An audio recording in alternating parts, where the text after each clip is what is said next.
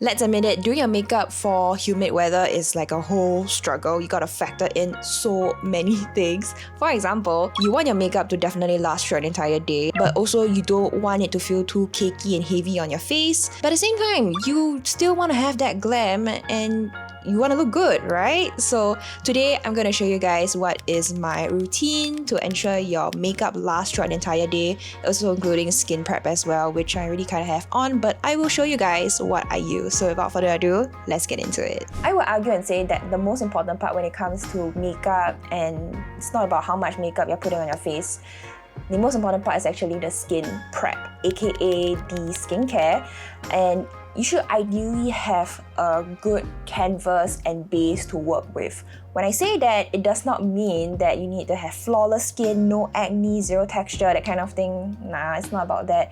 More like taking good care of your skin, because if you don't go in with your facial cleanser and moisture and all that kind of thing, there's a higher tendency that your skin will not let the makeup look good, in a sense that there's a higher chance that if you have dry patches or texture, it will emphasize a little bit more. Go in with a facial cleanser and keep the steps as minimal as possible. You really don't need a lot of things. So I'm using 3 products on my face right now. For toner, I'm actually using this Anua Birch Moisture Pad. Take 3 pieces, slap it on, leave it there for like 5 to 10 minutes, 15-ish sometimes. And I found that when I let the moisture really sink into my face, this area around here, the cheek area and the forehead, wow, I can't speak today. When I leave it on my cheeks around here, it really gives a chance for the moisture to sink into my skin and let it be absorbed. So I find that this area, usually the cheek and the forehead, is usually where the fastest my makeup wears off. And I go in with a serum. This is the Bring Green Hyalo and Peel Serum that I'm currently using. Definitely look for something that is light in texture, easy to absorb, because I would assume that a lot of us are like rushing out in the morning for work or something. You can see really fast, very thin in texture. Between each step of your skincare routine, give it some time to absorb into your skin. I'm not saying like gotta wait like 5 minutes or what. Maybe the toner pad, yes, like 5-10 minutes if you have time. If not, you can just swipe it on your face. Between the toner pad and the serum, maybe just give it about 30 seconds to a minute for it to really sink in. Been really enjoying this cream over here, the Panthenol Brie Barrier Cream from Purito. I think they have repackaged this already. You can see mine is really banged up because I've been using this a lot. Very lightweight, super light in texture, very fast to absorb. I think when it comes to creams, or at least a moisturizer, definitely look for something that's also thinner in texture. I think the Round Lab Doctor cream as well. Things with a watery gel tendency like this, they also absorb into the skin really fast. This one has more moisture to it, has a little bit more body. I would say avoid thicker creams, something like this. This one is the Wish Trend Vitamin 75 Maximizing Cream. This would be something I will wear in a colder climate. This one, you can see it doesn't really move around that much. There's more of like a thicker consistency to it. So something like this will take an even longer time to actually absorb into the skin, and then it will just complicate the process, right? So we want it fast and easy, absorb into the skin quick. So that's why I say go for something with a lighter, thinner consistency. Once you have those 3 basic skincare on your skin, take 5-10 minutes, go make your coffee, go eat breakfast, grab a bite, because you want to give your skin the chance to actually absorb everything. And you've been like, Crystal, I've already waited like 1-2 minutes in between. Why do I still have to wait even more? The reason being is because if you're going to have your skin so wet still and your skincare is still sitting on top of your skin, what happens is, for example, you go in with your foundation or base makeup, the makeup itself can't sit on your skin because there's that barrier of skincare on there. So that's when the peeling, the balling up, that's where that all happens, all the messy things and the frustrations in the morning. That is something you want to avoid. So that's why I say give it some time, give it some grace for it to actually sink into your skin. Also, this is the perfect chance for you to put in your contact lenses if you have any. These are the ones I'm going to put on. These are from MOODYLENSES in the style Pearl Grey. Now the next step is still not makeup. Actually, is the sunscreen or sun cream, depending how you want to say it. I've been using this from Etude. This is the Sunjong Director Moisture Sun Cream SPF 50 PA Quadruple Plus. This one offers really nice protection and as like a base layer for makeup. It dries down pretty fast. I give it also another like 3 to 5 minutes and it will absorb completely. It is a chemical sunscreen, so no white cast. I don't have to worry about it looking like a floating head. And generally, it doesn't really interfere with my base makeup either, so I've been really enjoying this. I have about like 1/3 of it, so I'm pretty sure I'll go through it pretty fast. Again, with the same concept that you don't want to go in with your base makeup with wet skin, right? Like this chemical sunscreen is still drying down. So normally this is when I will start to do my brows. Usually I'll go in with like a brow powder nowadays because I just like the look of how much softer it looks actually compared to a brow pencil, and I just go in and just fill in my brows. For chemical sunscreens at least, it is very important that you need to let the chemicals itself form properly, evenly, because if not, you also won't get the full protection. So that's one more thing to take note. I also do go in with a little bit of brow gel like this, right at the front of my brows to make sure those hairs actually stand up a little bit longer. I don't really go in with this on the tail end of my brows because the ends of it are usually drawn on and there's just like either product or no hair there for it to really stand up.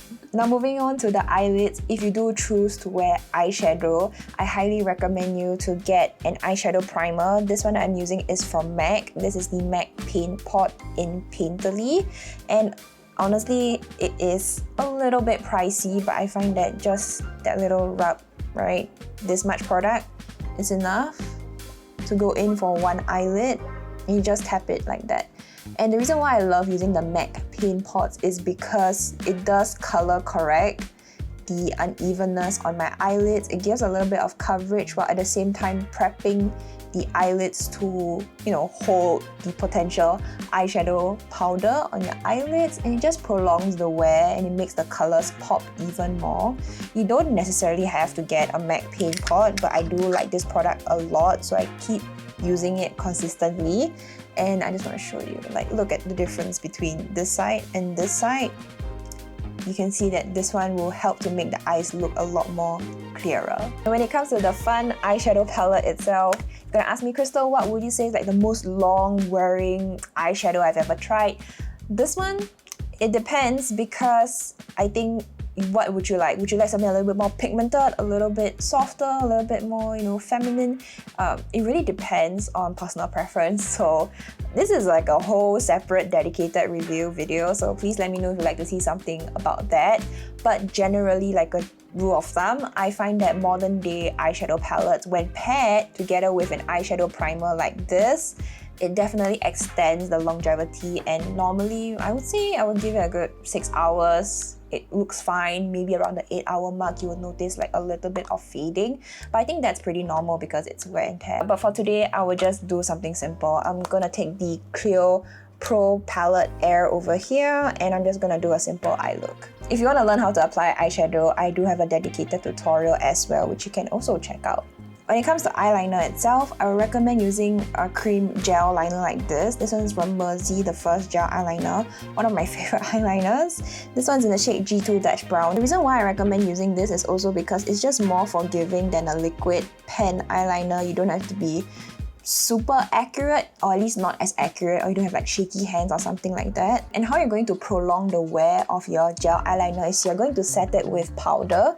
So you're going to go in with a dark brown shade, as close as possible to the actual shade itself, and on a thin pencil brush like this, right? What you're going to do is you're just going to run it against where you have laid the cream gel liner. Low-key kind of like smoking it out as well. So when you do something like this, you're kind of softening the liner itself and also setting it in place, so it gives a more diffuse look. You can see that I go in with a little bit more product and blending it out back and forth.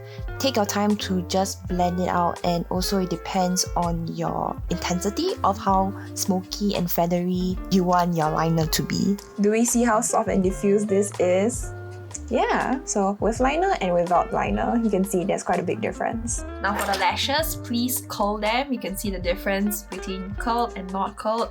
My lashes in general are like the short, straight Asian lashes, you can see how they just go down straight, and when they are curled, it definitely helps to, you know, open up the eyes a little bit more. Now, I've tried out a couple of mascaras so far of the years of being a beauty enthusiast, and the one that I've really enjoyed so far is the Kill Lash Superproof Mascara over here. This one is in long curling, so it's this particular packaging. The reason why I love this so much is because of the bristles itself. Like, this is very easy for me to catch all of my short straight Asian lashes. The formula of it is pretty good as well. I don't really notice any like flaking or whatsoever, and this one has a more of a drier formula. So normally I find that when mascaras are wetter, they kind of weigh down on my lashes, and my lashes are already so thin and short, so drier formulas like this work out pretty well. And based on my experience using this mascara, it does hold up the curl for a full office day, maybe some like 10-20%, a little bit of drooping, but generally it holds it up pretty well. I know this is a tutorial, but I do want to try out this Judy Doll mascara. This one is the one that went viral, the Iron mascara over here. I've had it for quite a while. Do want to test it out. Ooh, that was a very satisfying pop. Curl my lashes again just for good measure. Not me trying out new products during a tutorial, but I'm really curious about this.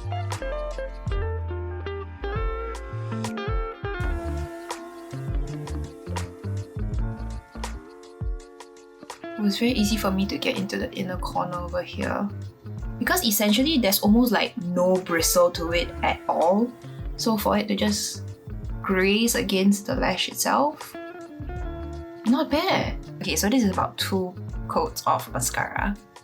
What do you guys think? Finally done with the eyes, and you can see that the sunscreen itself has already set into the skin. You can see that nothing is really sticking onto my finger, so that's generally a good sign. I'm gonna go in with my under eye brightener. I feel like this is like a standard in my makeup routine. I cannot live without this. You don't necessarily have to do this, but I feel that this step definitely helps to make my eyes even brighter than usual. And when I'm rushing in the morning, right, I usually just use my fingers because it acts as an applicator, and the warmth from my fingers actually help to mesh and blend everything nicely into my skin. After this, I'll just like either spot conceal, something like this.